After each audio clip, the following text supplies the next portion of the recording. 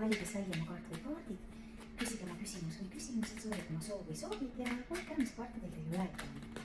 Esimene kaart kukkus välja.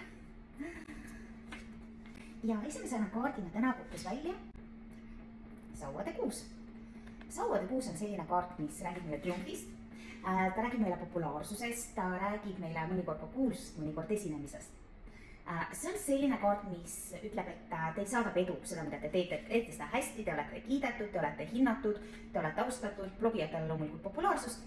Teistes töökohas võib olla ka samamoodi. See on see kaart, kus rahvas aplodeerib teile. Võib mõnikord tähendada kas esinemist, spordisündmust või võidukoju toomist. Väga hea kaart tänasesse päeva.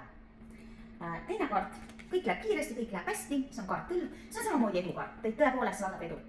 Ja see kaart näitab seda, et kõik, mida te olete plaaninud tänasesse päeva, kõik te jõuate selle tehtud.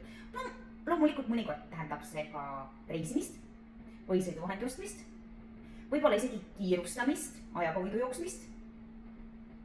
Aga üleüldiselt see kaart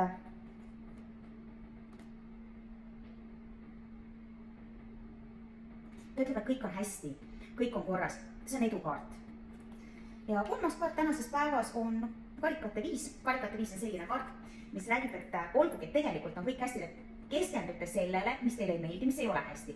Kõik, mida te näete seda millegipärast negatiivsetes varjundites, aga tegelikult ei ole kõik kadunud teile nii palju, mille pärast veel rõõmu tunda. Ja kui ma siin vaatan, siis tegelikult olete edukas, teil läheb kõik väga-väga hästi, aga millegipärast on mingid asjad või mingid alad, mis ei ole läinud kas nii, nagu te planeerite või on teist sõltumata, on teistmoodi, kui te soovite ning see ei lase teil täiel rinnal rõõmu tunda oma saavutustest.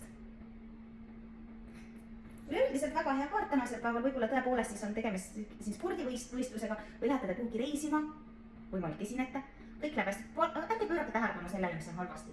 Alati midagi. Pöörake tähelepanu sellele, kui hästi tegelikult kõik on. Teil on täiesti olemas ressursid, mille üle rõõmustada ja millest edasi areneda. Sellised kaardid tänasesse päeva, homsete kaartidega näeme juba homme.